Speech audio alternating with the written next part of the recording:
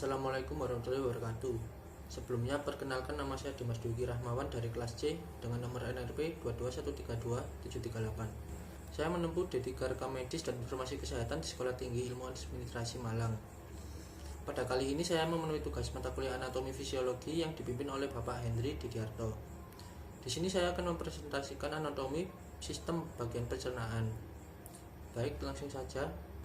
Sistem pencernaan. Sistem pencernaan merupakan sistem yang memproses, mengubah makanan dan menyerap sari makanan yang berupa nutrisi-nutrisi yang dibutuhkan oleh tubuh. Pencernaan akan memecah molekul yang sederhana dengan bantuan enzim sehingga mudah dicerna. Proses pencernaan manusia meliputi pencernaan mekanik yang dilakukan oleh mulut dan pencernaan kimiawi yang melibatkan enzim di mulut, lambung, dan anus. Fungsi 1. Ingesti adalah pemasukan makanan ke dalam tubuh melalui mulut. 2. Mastikasi adalah proses mengunyah makanan oleh gigi. 3. Deglutasi adalah proses menelan makanan di kerongkongan. 4. Digesti adalah pengubahan makanan menjadi molekul yang lebih sederhana dalam bantuan enzim di lambung. 5. Absorpsi adalah proses penyerapan terjadi di usus halus. 6. Defekasi adalah proses pengeluaran sisa makanan yang sudah tidak berguna. Organ pencernaan manusia. 1. Mulut. Mulut merupakan tempat terjadinya proses pencernaan baik secara mekanik pada gigi maupun secara kimiawi, kelenjar ludah. Gigi bertugas untuk memotong, menyobek, dan mengunyah makanan, sedangkan lidah untuk membantu proses menelan dan mencampur makanan dalam mulut. Fungsi mulut. 1. Sebagai pengecap. 2. Membantu pernafasan. 3. Sebagai alat komunikasi. 4. Sebagai tempat pencernaan. Bagian-bagian mulut. A. Gigi merupakan struktur utama mulut untuk merobek lalu menggiling makanan yang dicerna menjadi potongan kecil yang cocok untuk pencernaan. Jenis-jenis gigi. Gigi seri bekerja untuk menggigit, memotong, merobek, dan menahan makanan. Gigi taring berada di kedua sisi gigi seri, gigi yang paling tajam dan digunakan untuk merobek makanan. Premolar untuk mengunyah dan menggiling makanan, terletak di antara gigi taring dan gigi geraham. Gigi premolar umumnya memiliki dua katup yang digunakan untuk menghancurkan makanan. Gigi geraham merupakan gigi pipi yang berada di bagian belakang mulut, digunakan untuk mengunyah makanan dan menggiling makanan. Gigi geraham bungsu merupakan yang paling akhir muncul, terletak di belakang gigi geraham. B. Lidah. Lidah berfungsi untuk membantu mengucap rasa, berbicara, dan menelan. C. Kelenjar ludah. Kelenjar ludah menghasilkan ludah atau saliva. Ludah dihasilkan oleh 3 kelenjar ludah, yakni 1.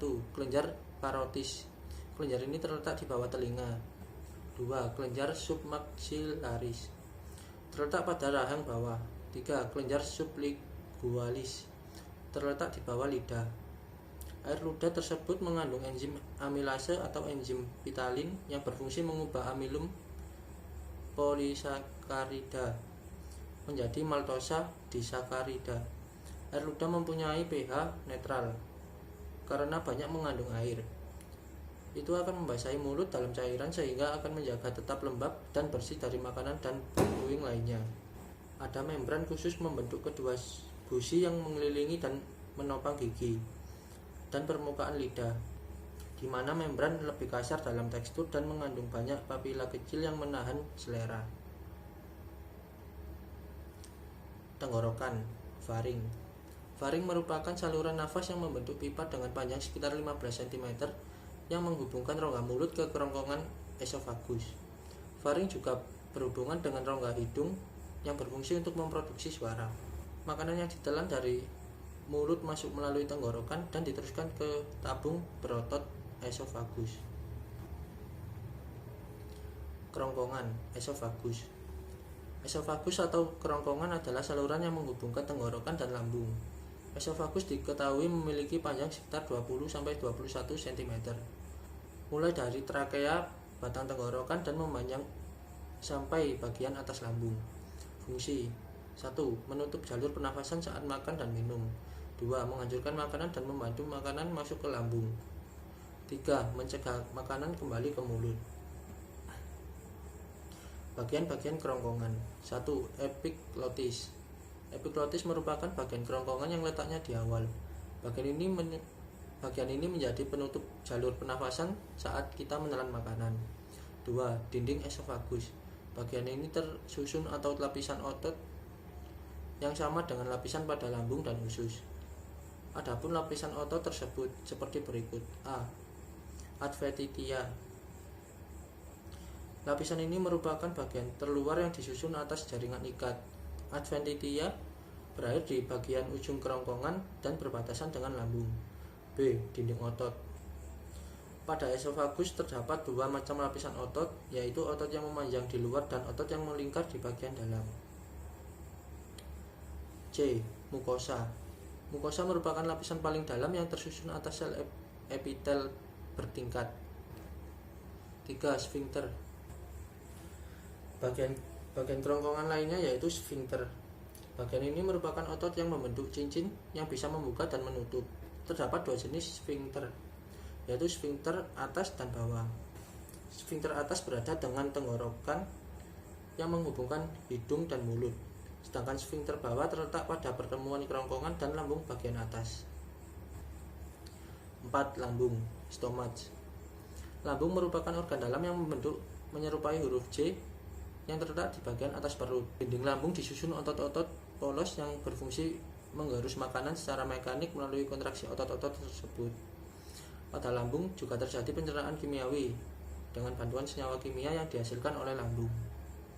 Senyawa kimia yang dihasilkan lambung, asam HCl, mengaktifkan pepsinogen menjadi pepsin sebagai disinfektan serta merangsang pengeluaran hormon sekretin dan kolesistokinin pada usus halus. Lipase memecah lemak menjadi asam lemak dan gliserol, namun lipase yang dihasilkan sangat sedikit. Renin mengendapkan protein pada susu. Kasein dari air susu ASI hanya dimiliki oleh bayi. Mukus melindungi dinding lambung dari kerusakan akibat asam HCl. Hasil penggerusan makanan di lambung secara mekanik dan kimiawi akan menjadikan makanan menjadi bubur yang disebut bubur Kim. 5. Usus halus, intestinum. Usus halus memiliki panjang sekitar 6-8 meter. Pada usus halus hanya terdapat pencernaan secara kimiawi saja, dengan bantuan senyawa kimia yang dihasilkan oleh usus halus serta senyawa kimia dari kelenjar pankreas yang dilepaskan ke usus halus. Usus halus terbagi menjadi 3, yaitu usus 12 jari, duodenum, melakukan proses pencernaan secara kimiawi kurang lebih 25 cm. Usus kosong, jejunum, tempat sebagian besar penyerapan zat makanan terjadi, kurang lebih 2,5 meter. Usus absorpsi, ileum, tempat terjadinya penyerapan zat khusus seperti vitamin, kurang lebih 3,6 meter. Senyawa yang dihasilkan usus halus, disakaridase, menguraikan disakarida menjadi monosakarida. Erepsinogen, erepsin yang belum aktif yang akan diubah menjadi erepsin. Erepsin mengubah pepton menjadi asam amino.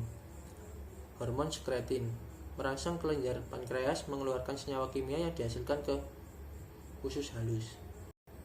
Hormon CCK, kolesistokinin, merangsang hati untuk mengeluarkan cairan empedu ke dalam usus halus.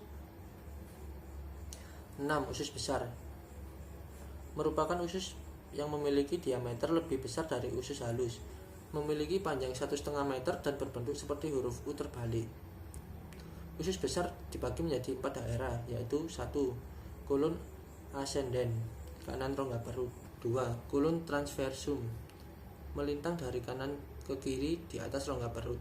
3. Kolon descendens, kiri rongga perut. 4. Kolon sigmoid, bagian yang terhubung dengan rektum. Fungsi: 1. Menyerap air selama proses pencernaan. 2. Tempat dihasilkannya vitamin K dan vitamin H, biotin, sebagai hasil simbiosis dengan bakteri usus. 3. Membentuk massa feses. 4. Mendorong sisa makanan hasil pencernaan feses keluar dari tubuh. 7. Rektum dan anus. Anus adalah organ yang terletak di bagian akhir dari saluran pencernaan berbentuk saluran dengan panjang 3,5 cm sampai 5 cm yang tersusun atas otot-otot dasar panggul dan 2 sfinkter, otot yang berfungsi sebagai katup. Anus berfungsi untuk mengeluarkan feses dari saluran pencernaan. Anus tersusun atas 2 sfinkter yang terletak di dinding usus dan di dasar panggul. 1. Sfinkter anus internal. Bagian ini mengelilingi 2/3 bagian atas saluran anus, tersusun dari penebalan otot polos yang melingkar pada dinding usus. 2. Sfinkter anus eksternal. Otot ini mengelilingi 2/3 bagian bawah anus dan tumpeng tindih dengan sfinkter internal. Sfinkter eksternal menyatu dengan otot puborectalis di dalam panggul.